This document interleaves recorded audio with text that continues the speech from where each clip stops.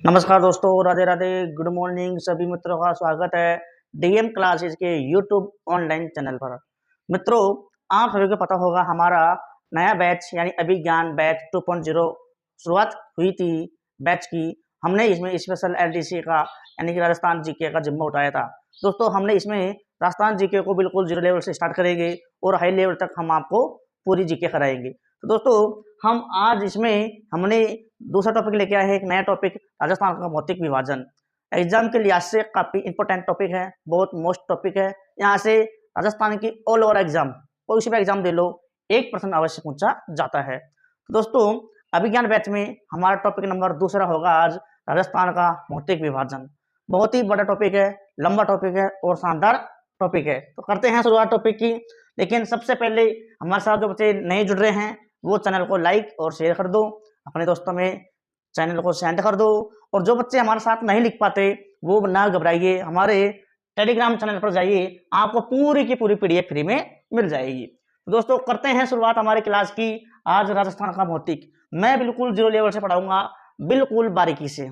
भौतिक विभाजन, दोस्तों राजस्थान का सर्वप्रथम भौतिक विभाजन कब हुआ, किसने किया, और वैसे हम पढ़ेंगे जो है बहुत ही मोस्ट है, उसको पढ़ेंगे हम दोस्तों। डॉक्टर क्या नाम था, हरिमोहन सक्सेना। हरिमोहन सक्सेना के बारे में हम चर्चा करेंगे, लेकिन उससे पहले कुछ बेसिक बातें हैं। सबसे पहले किसने किया वो भी हमें याद होना चाहिए। तो दोस्तों, सभी सेशन को लाइक और शेयर कर दे। करते हैं शुरुआत। दोस्तों, मैं इधर कर रहा हूं। सबसे पहले तो ये है राजस्थान का सर्वप्रथम भौतिक विभाजन दोस्तों 1967 में प्रोफेसर वीसी मिश्रा ने किया था। दोस्तों, सबसे पहले तो दोस्तों वीसी मिश्रा जी ने विभाजन किया था राजस्थान का भौतिक विभाजन। लेकिन दोस्तों यहाँ से इंपॉर्टेंट नहीं है, तो लेकिन ज़्यादा इंपॉर्टेंट है हरिमोहन सक्सेना का, वहाँ से प्रश्न उठाए जाते हैं। लेकिन ये भी बेसिक बात है, इसलिए हमें इसको भी पढ़ना बहुत ज़रूरी है। दोस्तों इन्होंने सबसे पहले किया था 1967 में। इन्होंने अपनी पुस्तक में राजस्थान को 7 भौतिक प्रदेशों में विभक्त किया था। दोस्तों, इन्होंने राजस्थान को अपनी बुक में 7 भागों में दोस्तों विभक्त किया था, 7 प्रदेशों में बांटा था। दोस्तों, वे 7 प्रदेश कौन कौन से हैं वो भी हमें को याद होने चाहिए। मैं डायग्राम के माध्यम से बता दूंगा, लेकिन पहले हमें थोड़ा सा पूरे के पूरे याद। पहला एक शुष्क मरुस्थल प्रदेश। दोस्तों, पहला कौन सा है, शुष्क मरुस्थल प्रदेश। दूसरा है दोस्तों अर्ध शुष्क मरुस्थल प्रदेश। दोस्तों, तीसरा है नहरी सिंचित प्रदेश।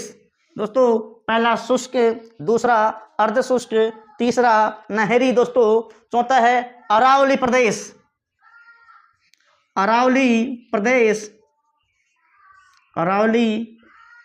है दोस्तों। पांचवा है दोस्तों पूर्वी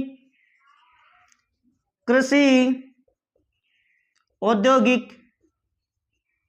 क्षेत्र। दोस्तों मित्रों, छठा है दक्षिण पूर्वी कृषि औद्योगिक प्रदेश। दोस्तों, पांचवा है पूर्वी कृषि उद्योग, छठा है दक्षिण पूर्वी उद्योग, और दोस्तों लास्ट में 7वां है चंबल बीहड़ क्षेत्र।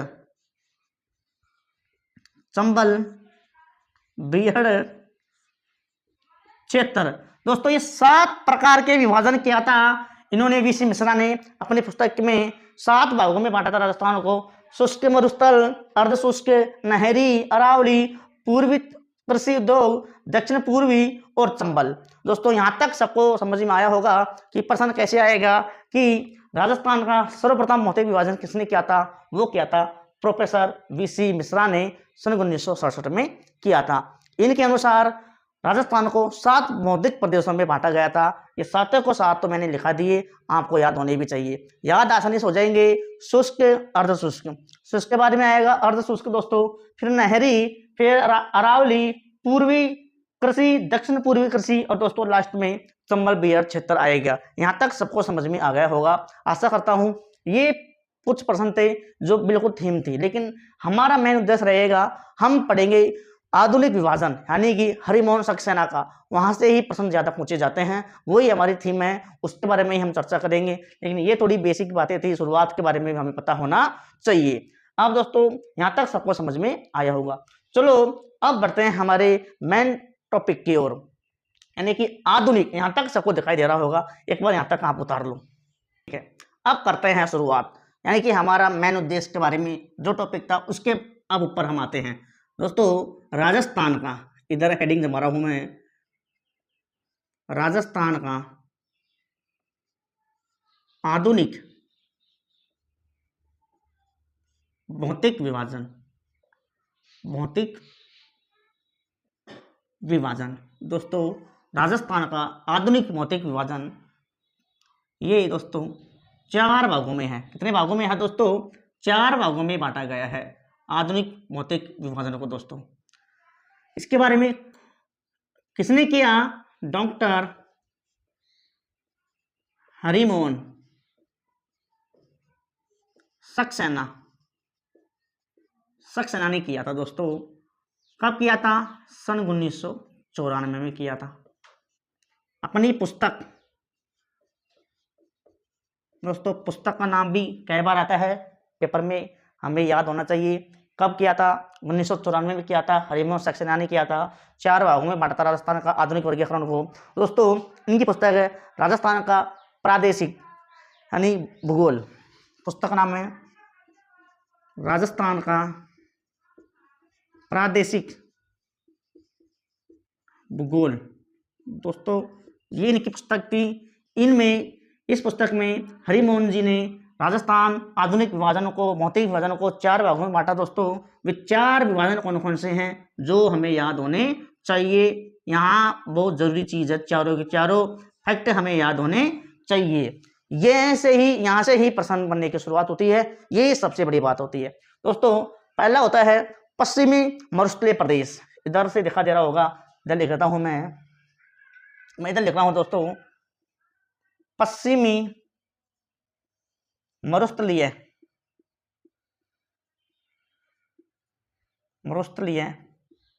प्रदेश। दोस्तों पहला विभाजन है पश्चिमी मरुस्थलीय प्रदेश। दोस्तों इसको थार मरुस्थल भी कहा जाता है, यानी थार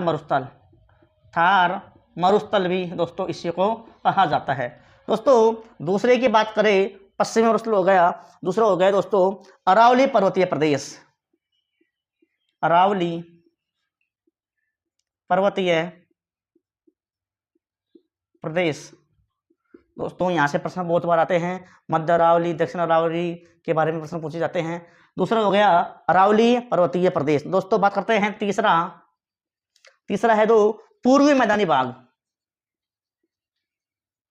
पूर्वी मैदानी भाग 4 नंबर पर दोस्तों एक बच्चा, चौथा वो बचा दक्षिण पूर्वी।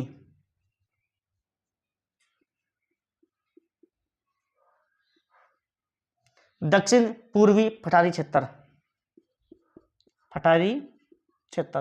दोस्तों हरिमोहन जी ने 4 भागों में विभाजन किया था। पहला पश्चिमी मरुस्थलीय, दूसरा दोस्तों अरावलीय पर्वतीय, तीसरा हुआ था पूर्वी मैदानी और दोस्तों चौथा हुआ था दक्षिणी पठार। 4 भागों में विभाजन किया था हरिमोहन जी ने।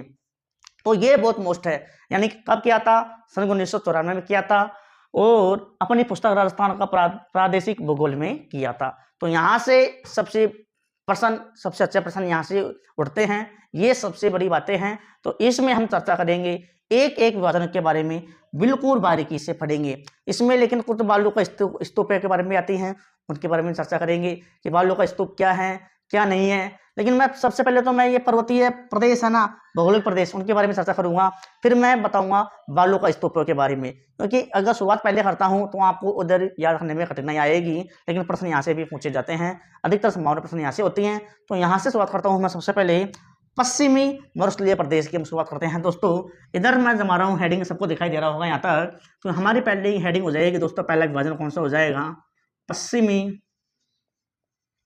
मरुस्थलीय प्रदेश। दोस्तों ये हमारा पहला विभाजन हो जाएगा, पश्चिमी मरुस्थलीय प्रदेश। दोस्तों इसको मैंने कहा था थार मरुस्थलीय प्रदेश भी कहा जाता है, ये भी हमको याद होना चाहिए। यहाँ तक सबको दिखाई दे रहा होगा, ठीक है। अब दोस्तों बात करते हैं यह यानी कि पश्चिमी मरुस्थलीय प्रदेश। दोस्तों इसमें बेसिक की बातें हैं जो मैं आपको एक साथ ही पूरी की पूरी बातें लिखा दूंगा। अगर यहाँ तक दिखाई दे रहा है तो है ही, वरना मैं इधर लिखाने के प्रयास करूँ। सबको दिखाई दे रहा है, सब बता दो हाँ चलो अच्छी बात है, सबको दिखाई दे रहा है दोस्तों। अब करते हैं दोस्तों बात शुरुआत। पश्चिमी मरुस्थलीय प्रदेश में दोस्तों कितनी % जनसंख्या निवास करती है, कितने % लोग इसमें रहते हैं, इसका क्षेत्रफल कितना है, सबसे पहले तो दोस्तों ये बातें हमें याद होनी चाहिए। दोस्तों यह यानी कि राज्य के कुल भूभाग के, दोस्तों यह राज्य के कुल भूभाग के 61.11%, यानी राज्य के कुल भूभाग के, दिखाई दे रहा होगा, सबको दिखाई देगा दोस्तों। पहला पॉइंट, यह राज्य के कुल भूभाग के, दोस्तों कुल भूभाग के 61.11%, कितना दोस्तों 61.11%, यानी 61.11% भाग पर फैला हुआ है, भाग पर फैला हुआ है दोस्तों। पहला प्रश्न तो यहाँ से यही प्रश्न मोस्ट है कि पश्चिमी मरुस्थल राज्य के कुल कितने भूभाग पर फैला हुआ है। यहाँ तक दिखाई दे रहा होगा सबको मेरी, ठीक है, चलो अच्छी बात है। अब दोस्तों बात करते हैं आगे, अब बढ़ते हैं दोस्तों। यहाँ तक दिखाई दे रहा होगा 61.11% भूभाग पर यह फैला हुआ है दोस्तों। बात करते हैं इसमें जनसंख्या, दोस्तों बात करते हैं इसमें जनसंख्या की बात करते हैं। जनसंख्या यानी कि 40% जनसंख्या दोस्तों इसमें निवास करती है, 40% जनसंख्या दोस्तों इसमें निवास करती है पश्चिमी मरुस्थलीय प्रदेश में। ये दोनों प्रश्न बहुत बार पेपर में आए हैं और सीधे पूछे जाते हैं, तो हमें ये याद होने चाहिए। अब दोस्तों बात करते हैं पश्चिमी मरुस्थलीय में, आगे बढ़ते हैं। दोनों बात आपको याद होगी शायद। 61.11% भूभाग जिस पर निवास करता है, वो 40% जनसंख्या इसमें रहती है, ठीक है दोस्तों, और इतना फैला हुआ है। अब दोस्तों बात करते हैं, यह विश्व का सर्वाधिक जनसंख्या वाला, यानी जनसंख्या घनत्व वाला मरुस्थल है, यानी कि यह विश्व का सर्वाधिक, यह इधर से लिख रहा हूं मैं, सबको दिखाई देगा, यह विश्व का सर्वाधिक जनसंख्या घनत्व वाला मरुस्थलीय क्या है, प्रदेश है दोस्तों। यह विश्व की सर्वाधिक जनसंख्या घनत्व वाला मरुस्थलीय प्रदेश भी कौन सा है दोस्तों, पश्चिमी मरुस्थल है। ये बात भी हमें ध्यान होनी चाहिए और हमें याद भी होनी चाहिए दोस्तों। एक अगली बात इसमें, ये भी बात बहुत मोस्ट है, ये भी इंपॉर्टेंट है, ये भी, इन जो भी बात रहेंगी फैक्ट पेपर के हिसाब से मैं बिल्कुल आपको फैक्ट बताऊंगा, क्लियर बताऊंगा। यानी कि यह विश्व का सर्वाधिक आबाद, यानी विश्व का सर्वाधिक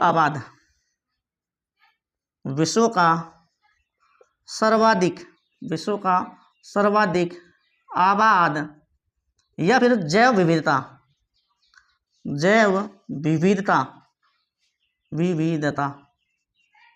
वाला मरुस्थलीय, दोस्तों मरुस्थलीय क्या है, प्रदेश है। यहाँ तक दिखाई दे रहा होगा सबको।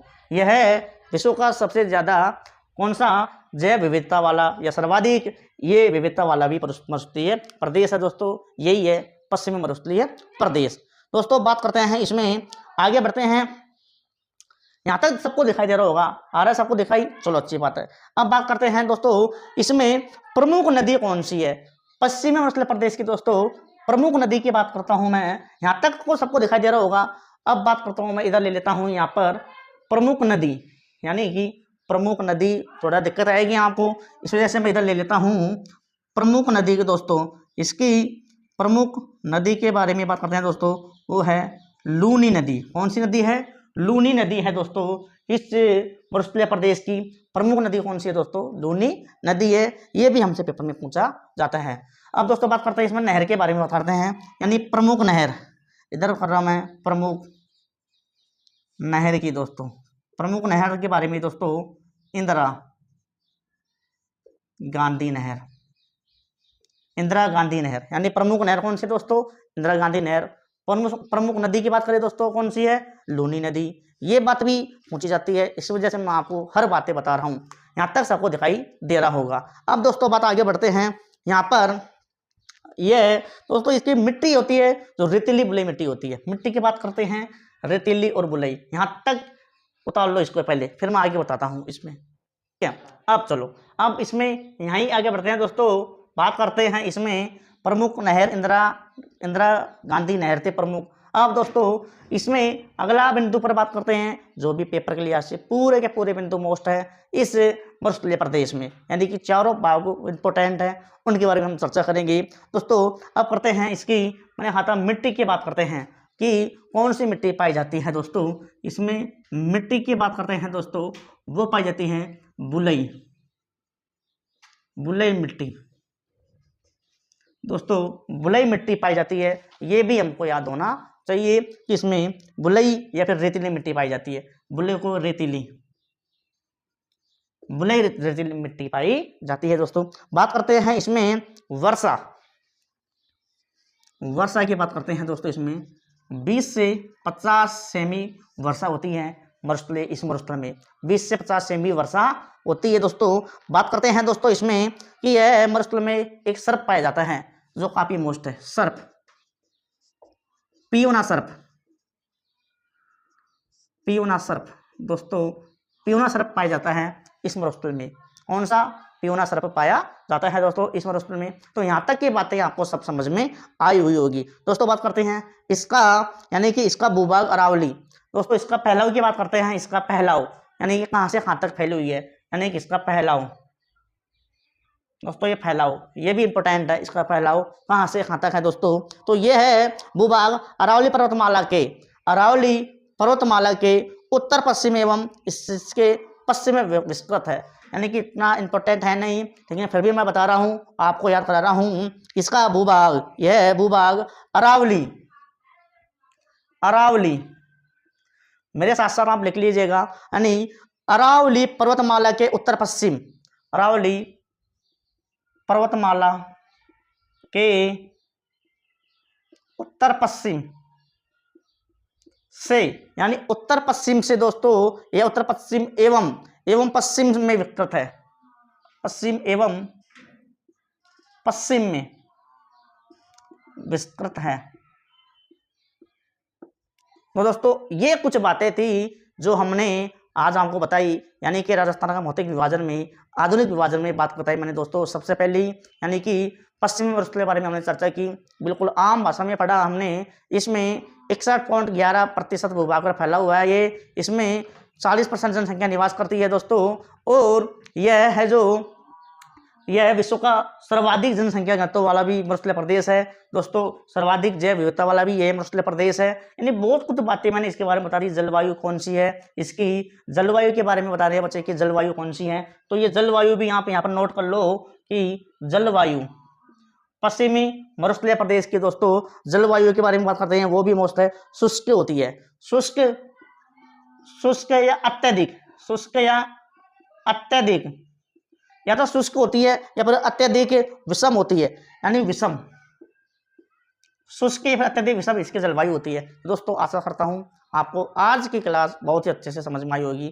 बिल्कुल आम भाषा में हमने विभाजन के बारे में पहली क्लास कर ली है। हर क्लास ऐसे करते रहेंगे और आपको उतारने की जरूरत नहीं है। आप मेरे टेलीग्राम पर जाओगे, आपको पूरी की पूरी वीडियो वहाँ पर देखने को मिल जाएगी बिल्कुल फ्री में। तो आप उतारो या ना उतारो, लेकिन वहाँ से आप डाउनलोड कर सकते हो। और हमारे चैनल पर आप यूट्यूब पर भी आप डाउनलोड कर सकते हो, वीडियो को देख सकते हो। अपने दोस्तों में शेयर करो, जिससे आपके दोस्तों भी इस वीडियो को देखे और उन्हें 1% क्लियर हो जाए। तो आशा करता हूँ सबको आज की वीडियो समझ में आई होगी और सब वीडियो को लाइक और शेयर भी अवश्य करेंगे। जो बच्चे हमारे साथ नए जुड़ रहे हैं वो चैनल को सब्सक्राइब कर लेंगे, जिससे आपको हर प्रकार की वीडियो देखने का मौका मिलेगा। तो जो बच्चे उतार रहे हैं वो उतार ले। मिलते हैं अगले भाग में, हम अगले भाग में मिलेंगे, उससे बाद में पढ़ेंगे हम अरावली के बारे में, पढ़ेंगे दोस्तों अरावली के बारे में। लेकिन ये हमने आज बिल्कुल डिटेल से बता दिया, तो यहाँ तक आप उतार लिए और फिर उतारने के बाद अपने नोट्स तैयार कर लो। जब तक मैं पानी पीता हूँ, और फिर मिलते हैं अगले भाग में एक नए अंदाज के साथ, नए सेशन के साथ। इसमें अरावली के बारे में हम चर्चा करेंगे, जो आपको बिल्कुल बेसिक से अरावली के तीनों भागों के बारे में मैं आपको बिल्कुल बेसिक से बताऊंगा। तो मिलते हैं अगले भाग के लिए, लेकिन आप एक बार इसको उतार लीजिएगा और अपने नोट्सों में बिल्कुल बारीकी से बिल्कुल हाईलाइट करके इस पूरी डिटेल को लिख ले। तो जय श्री कृष्णा, मिलते हैं अगले भाग में। जब तक के लिए पानी पी लूँ, आप भी पानी पियो और इसको पूरा उतारो।